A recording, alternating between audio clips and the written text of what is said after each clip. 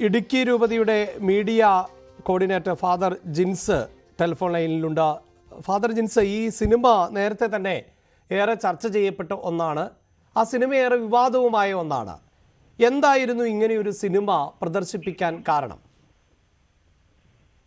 ഇടുക്കി രൂപതയിലെ സൺഡേ സ്കൂളിൽ പഠിക്കുന്ന കുട്ടികൾക്ക് വേണ്ടിയിട്ട് എല്ലാ വർഷവും അവധിക്കാലത്ത് നമ്മൾ ഇന്റൻസീവ് ട്രെയിനിങ് പ്രോഗ്രാം നടത്താറുണ്ട്.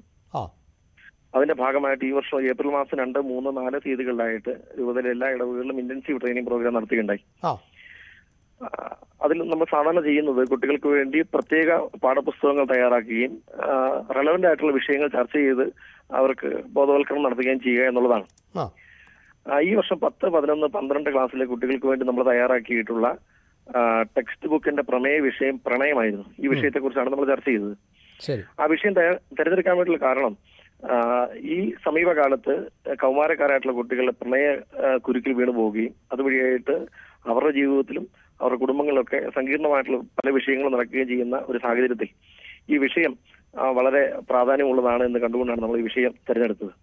ഈ ട്രെയിനിങ്ങിന്റെ പ്രത്യേകത എന്ന് പറയുന്നത് ക്ലാസ്സുകൾ കൊടുക്കുക എന്നുള്ളതല്ല, അതിനപ്പുറത്തേക്ക് അവർ ചർച്ചകൾ ചെയ്യുകയും വിവിധങ്ങളായിട്ടുള്ള ആക്ടിവിറ്റികളിലൂടെ ഇവരെ നമ്മളുടെ ആശയങ്ങൾ പഠിപ്പിക്കുകയും ചെയ്യുക എന്നുള്ളതാണ്.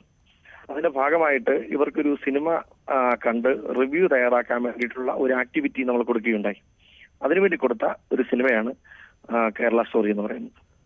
ഫാദർ ജിൻസ്, തീർച്ചയായും അത് ആക്ടിവിറ്റിയുടെ ഭാഗം എന്ന് പറയുമ്പോൾ പോലും ആ പ്രേക്ഷകരെ അല്ലെങ്കിൽ കുട്ടികളെയൊക്കെ കാണിക്കുന്ന സിനിമയെക്കുറിച്ച് ഇത് പ്രദർശിപ്പിക്കുന്നവർക്കും കൃത്യമായൊരു ബോധ്യമുണ്ടാകണമല്ലോ. താങ്കളടക്കം ഈ സിനിമ കണ്ടിരുന്നോ? സിനിമ കണ്ടതാണ്. ഈ സിനിമ ഏത് തരത്തിലുള്ള ഒരു സന്ദേശം ഇത് കാണുന്നവര് നൽകും എന്നാണ് താങ്കൾ ആ സിനിമ കണ്ടതിൽ നിന്ന് മനസ്സിലാകുന്നത്? കേരള സ്റ്റോറി എന്ന് പറയുന്ന സിനിമ OTT റിലീസ് ചെയ്തൊരു പടമാണ്. അത് ഒരിടത്തും ബാൻ ചെയ്ത് കേട്ടുള്ള എനിക്ക് അറിഞ്ഞുകൂടാ. നിരോധിക്കപ്പെട്ട സിനിമയാണില്ല. അത് ആളുകൾക്ക് വേണ്ടിയിട്ട് കാണാൻ വേണ്ടിയിട്ട് അനുവദനീയമായിട്ടുള്ള ഒരു സിനിമ തന്നെയാണ്. അപ്പം നമ്മൾ എടുത്തിട്ടുള്ള ഈ വിഷയവുമായിട്ട് റിലേറ്റഡ് ആയിട്ടുള്ള ഒരു സിനിമ എന്ന നിലയ്ക്കാണ് നമ്മൾ ഈ സിനിമ കാണാൻ വേണ്ടി കൊടുത്തത്. അതിനപ്പുറത്തേക്ക് വേറെ ഒരു ചർച്ചകളും കുട്ടികളുമായിട്ട് നടത്തിയിട്ടില്ല. കുട്ടികൾക്ക് പരിശീലനം കൊടുക്കുന്ന അധ്യാപകരുമായിട്ട് നമ്മൾ ചർച്ചകൾക്ക് വിഷയങ്ങൾ കൊടുത്തിട്ടില്ല. നമ്മൾ പറഞ്ഞിരിക്കുന്നത് നമ്മൾ ഈ സിനിമ കണ്ട് അതിനൊരു റിവ്യൂ തയ്യാറാക്കുക എന്ന് മാത്രമാണ് അവർക്ക് കൊടുത്തിട്ടുള്ളത്. അതാണ് ഫാദർ ഞാൻ ചോദിച്ചത്. ഇങ്ങനെ ഒരു സിനിമ റിവ്യൂവിന് വേണ്ടി കാണിക്കുമ്പോൾ ആ സിനിമയെക്കുറിച്ചുള്ള ഒരു ബോധ്യം അത് പ്രദർശിപ്പിക്കുന്നവർക്കുണ്ടാകുമല്ലോ. താങ്കളടക്കം അല്ലെങ്കിൽ രൂപത ഇങ്ങനെ ഒരു റിവ്യൂവിന് വേണ്ടി, സിനിമാ നിരൂപണത്തിന് വേണ്ടി ഈ സിനിമ സെലക്ട് ചെയ്യുമ്പോൾ എന്താണ് മുന്നിൽ കണ്ടത്? ആ സിനിമയിൽ നിന്ന് എന്ത് സന്ദേശമാണ് താങ്കളടക്കം ഉൾക്കൊണ്ടത്? നമ്മൾ 3 ദിവസങ്ങളായി കുട്ടികളുമായിട്ട് ചർച്ച ചെയ്തുകൊണ്ടിരിക്കുകയും അവര് പരിചയപ്പെട്ടുകൊണ്ടിരിക്കുകയും പഠിച്ചുകൊണ്ടിരിക്കുകയും ചെയ്യുന്ന വിഷയം പ്രണയ ചതിയെ കുറിച്ചാണ്. അതിന്റെ അകത്ത് പുലർത്തേണ്ട ജാഗ്രതയെ കുറിച്ചാണ്. ഈ കാലഘട്ടത്തിൽ കുട്ടികൾക്ക് അത്തരത്തിലുള്ള ബോധവൽക്കരണം ഉണ്ടാകണം, അവർ ജാഗ്രത പുലർത്തണം എന്ന് കണ്ടുകൊണ്ടാണ് നമ്മൾ ഈ വിഷയം എടുക്കുന്നത്. അത് തന്നെയാണ് അവർ ചർച്ച ചെയ്തുകൊണ്ടിരിക്കുന്നത്. അതിന്റെ ഭാഗമായി ഈ സുവിശേഷോത്സവത്തിന്റെ 3ാമത്തെ ദിവസം നമ്മൾ ഈ സിനിമ അവർക്ക് നിരൂപണത്തിന് വേണ്ടി കൊടുക്കുമ്പോൾ സ്വാഭാവികമായിട്ടും കുട്ടികൾ ചർച്ച ചെയ്യുന്ന എന്താണ്, പ്രണയ ചതിയുണ്ട് എന്ന് തന്നെയാണ്. ആ പ്രണയ ചതിയിൽ നമ്മൾ കുറച്ചുകൂടി ജാഗ്രത പുലർത്തണം എന്ന് തന്നെയാണ് കുട്ടികൾക്ക് മനസ്സിലായിട്ടുള്ളത്. അവരുടെ ചർച്ചകൾ നടത്തി നമുക്ക് നൽകിയിട്ടുള്ള റിപ്പോർട്ടുകളൊക്കെ ഞങ്ങൾ വായിച്ച് മനസ്സിലാക്കിയവരാണ്.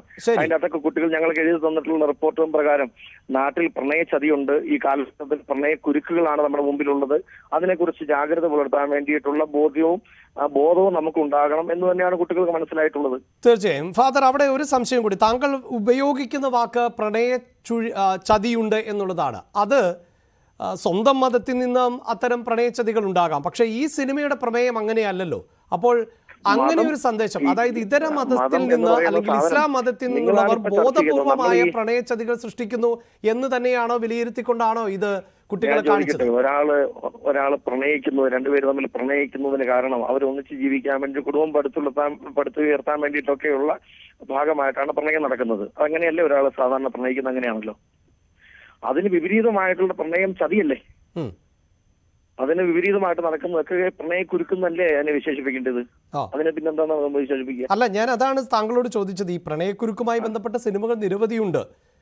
താങ്കൾ മലയാള സിനിമകൾ എടുത്താൽ ധാരാളം സിനിമകളുണ്ട് അത്തരത്തിൽ പ്രണയക്കുരുക്ക് സൃഷ്ടിക്കുന്ന. പക്ഷെ അങ്ങനെയല്ല കേരള സ്റ്റോറി. അത് ഒരു മതത്തിന്റെ അധിഷ്ഠിതമായ, മതത്തിലേക്ക് പെൺകുട്ടികളെ അടക്കം ആകർഷിക്കുന്നതിന് വേണ്ടി നടത്തുന്ന പ്രണയത്തെ കുറിച്ചാണ്. അത് തന്നെയാണോ താങ്കൾ ഉദ്ദേശിച്ചത് എന്നതാണ് എന്റെ ചോദ്യം. ഞാൻ പറഞ്ഞല്ലേ, താങ്കൾ പറഞ്ഞതുപോലെ തന്നെ ധാരാളം സിനിമകൾ മലയാളത്തിലുണ്ട് പ്രണയിച്ചതയെ കുറിച്ച്. അങ്ങനെയുള്ള സിനിമകളിൽ ഒരെണ്ണം ഞങ്ങൾ എടുത്തു എന്ന് മാത്രമേ ഉള്ളൂ. അതെന്തിനാണ് ഇതിന് മാത്രം അനാവശ്യമായ വിവാദങ്ങളിലേക്ക് വേണ്ടി നിങ്ങൾ വലിച്ചെടുക്കുന്നത്? നിങ്ങൾ ഈ പ്രത്യേകമായ ഉത്തരങ്ങൾ ലഭിക്കാൻ വേണ്ടി നിർബന്ധിക്കുന്നതിന് വേണ്ടിയിട്ടാണ്. ഞങ്ങൾക്ക് അങ്ങനത്തെ ഒരു ഉദ്ദേശം ഞങ്ങളുടെ മനസ്സിലില്ല. ഞങ്ങൾ അത് നിരൂപിച്ച കുട്ടികളുടെ മനസ്സിലില്ല എന്ന് അവർ നൽകിയിട്ടുള്ള റിപ്പോർട്ടുകൾ നമുക്ക് മനസ്സിലാകുന്നുണ്ട്. തീർച്ചയായും അങ്ങനെ പ്രത്യേക ലക്ഷ്യത്തോടെയൊന്നുമല്ല ഒരു ചിത്രം പ്രദർശിപ്പിച്ചപ്പോൾ അത് എന്തുകൊണ്ട് എന്ന ചോദ്യമാണ് താങ്കളോട് ചോദിച്ചത്. എന്ത് സന്ദേശമാണ് നൽകിയത്?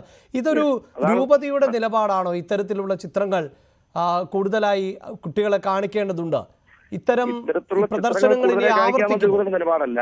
കുട്ടികൾക്ക് ആക്ടിവിറ്റികൾ കൊടുക്കുക, അവർക്ക് ഈ അവരുടെ ടോപ്പിക്കിന്റെ ഭാഗമായിട്ട് റിലേറ്റഡ് ആയിട്ടുള്ള വിഷയങ്ങൾ കൊടുക്കുക, അങ്ങനെ അതുമായിട്ട് ബന്ധപ്പെട്ട ആക്ടിവിറ്റികൾ കൊടുക്കുക.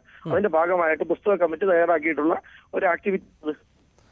ഈ രൂപതയ്ക്ക് കീഴിൽ എല്ലാ സൺഡേ സ്കൂളുകളിലും ഇത് പ്രദർശിപ്പിച്ച് ഇങ്ങനെ ആക്ടിവിറ്റികൾ നടത്തും എന്നാണോ? എല്ലാ സൺഡേ സ്കൂളുകൾക്കും നമ്മളിത് നൽകിയിരുന്നു. സെയിം ടെക്സ്റ്റുകളാണ് എല്ലാ സൺഡേ സ്കൂളുകളും പ്രദർശിപ്പിച്ചു കഴിഞ്ഞു. എല്ലാ സൺഡേ സ്കൂളുകളിലും തന്നെയാണ് എല്ലായിടത്തും പ്രദർശിപ്പിച്ചു കഴിഞ്ഞു. എല്ലായിടത്തും ഇത് 4-ാം തീയതി നടന്നതാണ്. 2, 3, 4 ദിവസങ്ങളിലായിരുന്നു സുവിശേഷോത്സവം നടന്നത്. അതിന്റെ ഭാഗമായിട്ട് പ്രദർശിപ്പിച്ചത്. എന്തായാലും രൂപതയുടെ കൃത്യമായ അറിവോടും ധാരണയോടും കൂടിയാണല്ലോ അല്ലെ ഇത്തരത്തിലൊക്കെ പ്രദർശനം നടത്താൻ സാധിക്കൂ. അതെ.